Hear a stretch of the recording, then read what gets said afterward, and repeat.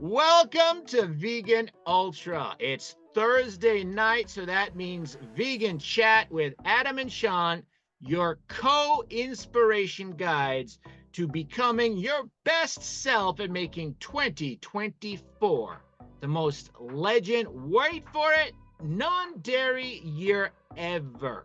So I wanted to share with you an introduction to today's topic. Now, last few weeks we've been talking about New Year's resolutions, how to set realistic goals, and now we're getting into how to actually live a blue zone vegan lifestyle. So last week we talked about exercise, and today we're talking about nutrition. And of course, if it seems like we vegans are always coming back to this, there is a reason for that. Here is the McDonald's Big Mac. Famously, they've sold over 100 billion of these. And you might look at this and say, well, 563 calories. One, I would point out this is just for the Big Mac itself. This is not the fries, especially the supersized fries, not the large Coke, and certainly not the milkshake. And let's be realistic, nobody eats just the Big Mac. So how many calories? Just under 600. Well, that's 42 minutes of cardio or 1 hour of weightlifting, even more for women. And again, that's not the complete meal. So what is the point here? The point is, as Dr. Barnard famously says, you can't outrun a bad diet. This is where nutrition is so important. But today we're not actually going to necessarily approach this from the make sure you eat lots of plants. Of course, we've talked about that, and that is, we all know that that is healthy and optimal. Today, we're trying to inspire you and give you 3 tips for actually being able to succeed in moving towards a plant-based diet. Whether you're just starting out flexitarian or going Mediterranean or trying an actual vegan diet for the first time, there are 3 important concepts that me and Sean have discovered can help almost anybody through the tough times that we all know are coming. And the first of that concept is be great in the moment. Now, what does this mean? Simple. Be great in the moment or not at all. Because imagine someone who sets out as a New Year's resolution, I am going to eat perfectly clean all year. Oh, beautiful dream. And then the first day at work, someone brings a box of donuts. They think, oh, it would be rude not to try it. They try it. Then they say, oh, well, the day is blown. And so it's off to McDonald's for lunch. And then, oh, well, the week is blown. And then the month is blown. And now, you know what? I'll try this again next year. We all know that these kinds of struggles will happen. So being great in the moment, all it simply means is knowing what to do, doing your best to avoid it, and staying on course correcting when you invariably mess up, because we're not all perfect. After all, I mean, what's that saying? To err is human, but to forgive is divine. So being able to forgive yourself in the moment so you can stay on that track. And Sean, do you have any thoughts on this or any examples of how you yourself have been great in the moment and how this concept has helped you in your vegan journey? Sure. So you're saying that maybe the answer is not to go, well, everybody else is quitting their resolutions, I may as well do the same. Yeah, 91% of people quit. And so that's the thing. It's like, remember, if you simply don't quit, you're in the top 9%. And remember, it's not even that they succeed. It's that only 9% of people even keep trying. So by simply not quitting, by staying on, saying I am still going to keep trying. Maybe I messed up today, but tomorrow's another day. You're still in the top 9%. Congratulations. Yeah, and in that, to me, that is a huge point. In that regard, I have had to learn to go easy on myself. And one of those ways, there are so many ways of looking at that same point. One of the phrases that you might hear is, if you want to do something, you have to show up and you have to keep showing up. And so, yeah, you've got to show up for yourself. So if you're out to lunch one day, that doesn't mean like throw in the towel for the year. Like if you want to do something good for yourself, you have to keep showing up. And it's not game over. Like is that the person that you want to be later? Is it you gave up on yourself because you had a bad day? Restaurants are a perfect example because think of it this way, about 1 in 3 meals now are eaten out. So one of the reasons people say, I'd love to be vegan and maybe I could prepare food myself at home. I said, man, when I go out, it's like, oh, it's so hard. I got to ask, how is this prepared? Do you have any vegan options? And it's like, okay, maybe I could go out to like a vegan restaurant, but my family is like, they invited me somewhere and it's like that kind of hassle. And so this is where, being as vegan as you can be at any stage in your life. And some people like, I'll be vegan at home, but I'll eat out and I'll eat Mediterranean, right? To fit in and to have fun. It's like, okay, if this is where the idea of stressing yourself and just building towards success. We talked about the mini wins where, maybe this year you can do that. You can try, I'm going to be vegan at home and on restaurants, I'm just going to eat normal. And then maybe next year at restaurants, you eat Mediterranean and it's like, focused on plants. And maybe then the third year you try eating plant-based at other, restaurants with family.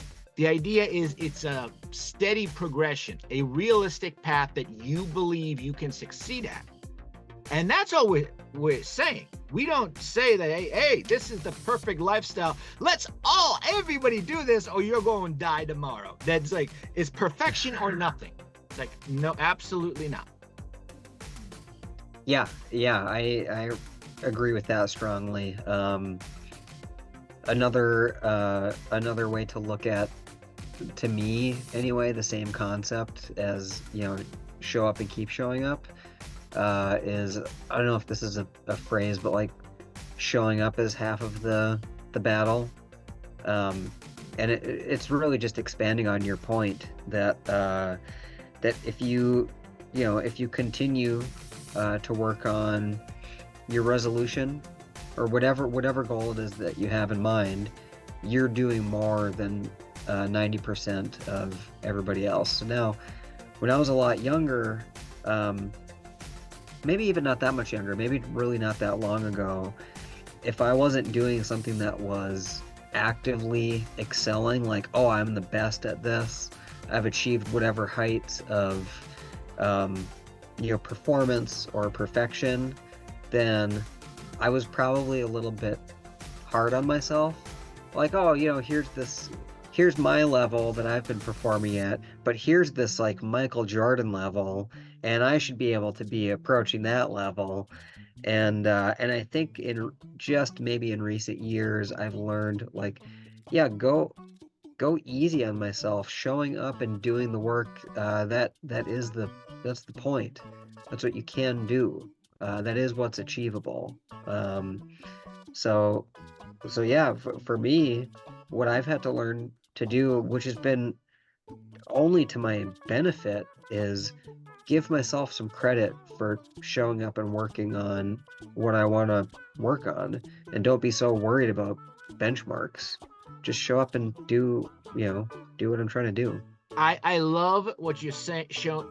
It's really about context, because it's kind of like, like it's like, okay, you try doing like a 10K maybe, and you succeed, but you're like, oh yeah, but that guy there, he did a marathon, and it's like, oh, this guy did an ultra marathon, and this guy did an Ironman. It's like, and of course, like Tom Brady, well, who could compare to that guy, or LeBron James, or Michael Jordan?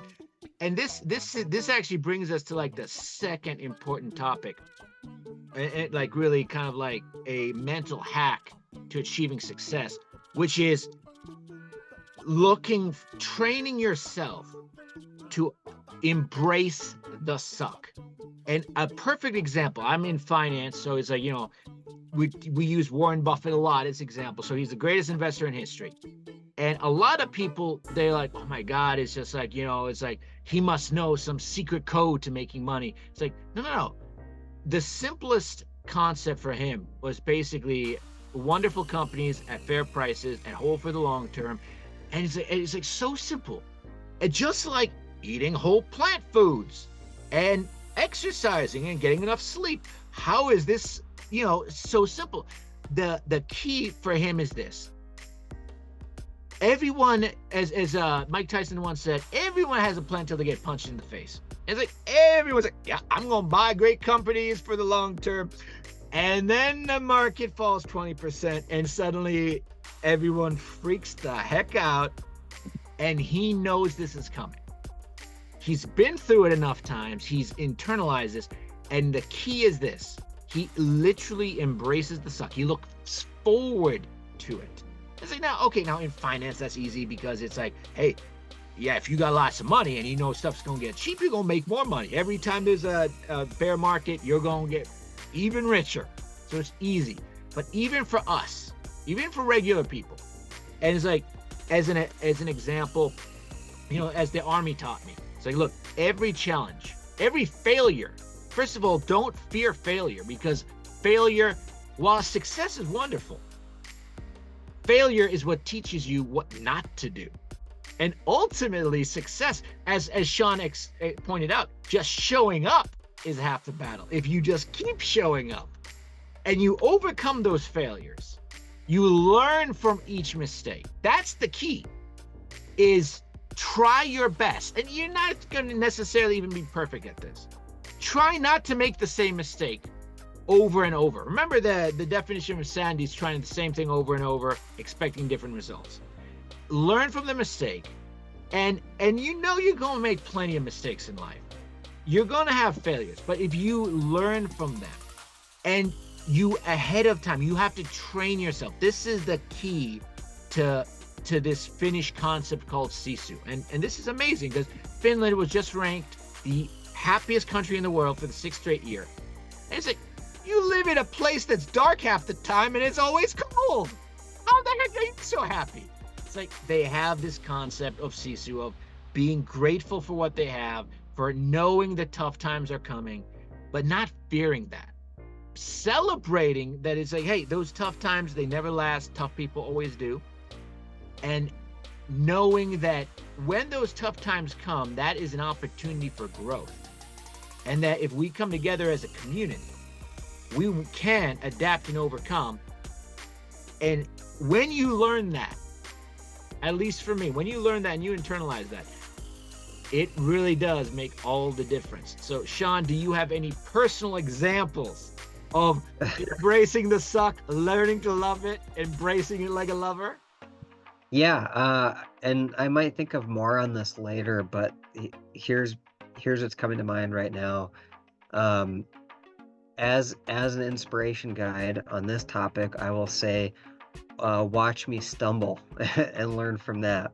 Because this, it's a concept that I think I am just starting to appreciate how to apply a lesson like this in my everyday life. I was in a group meeting recently, and I was sharing something struck me. It made me think of some of the skills that I've been learning and practicing at work. And I'm an engineer, and sometimes when you've been an engineer for a while, you have to do some type of leadership, whether it's mentoring or management, or fortunately in my case, project leadership. And in doing some engineering project leadership comes with a little bit of resource mapping and planning and scheduling. That's something I never thought that I would be interested in at all. But when I was kind of shoved in a position to do that, I excelled at it, and it had a little bit to do with drawing from a lot of experience in the field as a design engineer, going, oh, yeah, management wants something done by a certain time frame, but I can tell you exactly what's going to come up. Or I look at the schedule and go, oh, there's no recursion built into the schedule. But, design engineering is like a spiral process. You feel like you're going around in a circle, but you're not. You're spiraling your way into the solution. And so in this group meeting, I was talking about that. I had this coworker, the way he gave me an accolade or a praise for it, his phrase was fun and it was memorable. He said, yeah, Sean, you're really good at sniffing out the turd in the grass. And, he's thinking about like, oh, you're mowing a lawn. Let's watch out for the turd before it hits the fan, And so in this group meeting, I was relating to something at work, and I thought, man, that's a good skill to have in life. I don't have to compartmentalize that over to like only something that I use in my profession. Like, I'm 37 years old. Like, maybe I've had enough time in life to learn my own tendencies to run into failures, or my own processes that are repeated and based on my behaviors and based on how I tend to interact with people. So today I'm not at the good like advice. I'm not like the old sage that's like, yeah, here's what happens in life. I'm at the stage right now where I'm like, oh, maybe I could be wiser to like my own obstacles that I come upon. So I think it's going to be, I'm in for a couple of years of seeing myself stumble in real time and recognizing it, rather than in the past where I've probably stumbled and just not even noticed the pattern at all. Well, thank you so much. That story, I think it's something a lot of us can relate to, especially, we get forced into situations we're not comfortable with. But that is exactly what we need for personal growth, because like you say, you never imagined yourself as a team leader. It's like a lot of people, they fear that kind of responsibility.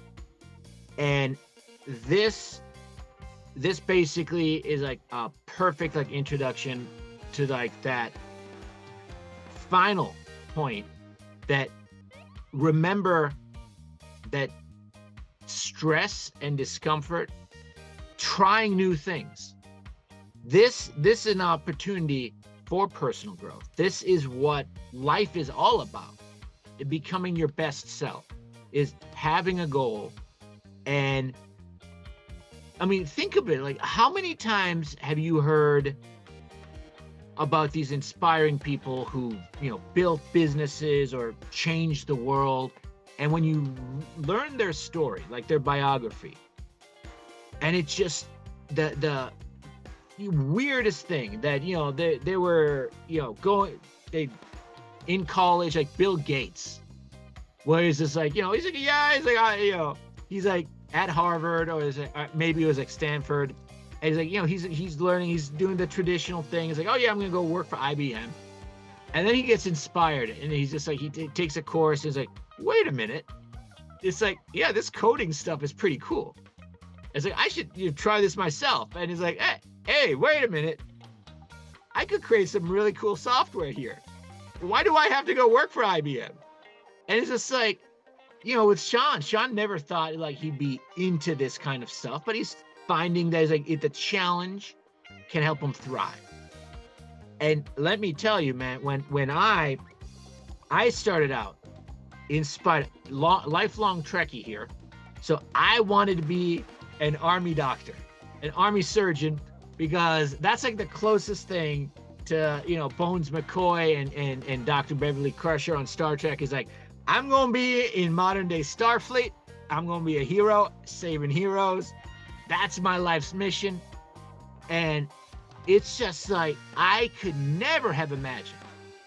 There's like, wait, I'm going to be, I'm going to be helping people in finance and running a hedge fund and being a freaking vegan. You told me that it's like, yeah, in 10 years, that's what you're going to be. I'm like, oh, dude, you on crack. And yet that's the thing, life, all these obstacles, you never know. There's a famous saying, I think Mark Cuban said it on Shark Tank once, that it takes 10 years to become an overnight success. That it takes a whole lot of grinding, a whole lot of struggle, and adapting and overcoming. And this is where, that another great, quote from Lao Tzu, the journey of 1,000 miles begins with a single step. Well, guess what? That journey is not necessarily even a straight line. It can be long and meandering. And ultimately, it's important to know what goals you want to have. And next week, you are in for a treat, because we are going to share with you a concept that it is one of these things that the moment you hear it, and we'll explain it to you, we'll give you some examples, we'll have this discussion. Hopefully it will change your life. It is very profound, and it really can help you, not just in your New Year's resolutions for 2024, but all your goal setting in 2025 and for the rest of your life. Because really, remember that, Vegan Ultra, it's not just about vegangelizing the world, about the science-based magic and nutrition-fueled sorcery of a Blue Zone vegan lifestyle. It's about helping you and helping you become the best version of yourself, the healthiest, happiest version of yourself, building your own personal utopia. And guess what? In utopia, life's still gonna suck. But being able to embrace that suck and overcome it and thrive under pressure and find joy and hope in a hopeless world, that's what being Vegan Ultra is all about. That's what me and Sean are here to help you find. Thank you so much for watching. Please subscribe to this channel, like this video to help other people find it on YouTube, and consider trying Blue Zone Vegan Lifestyle. Remember, this is science-based magic and nutrition-fueled sorcery. It's helped me lose 100 pounds in 6 months. It's been one heck of a ride. You will watch me complete this journey. Sean, of course, help guide you on your own journey, overcoming your challenges, so that you can become the Captain America version of yourself if you give it a chance and are powered by plants.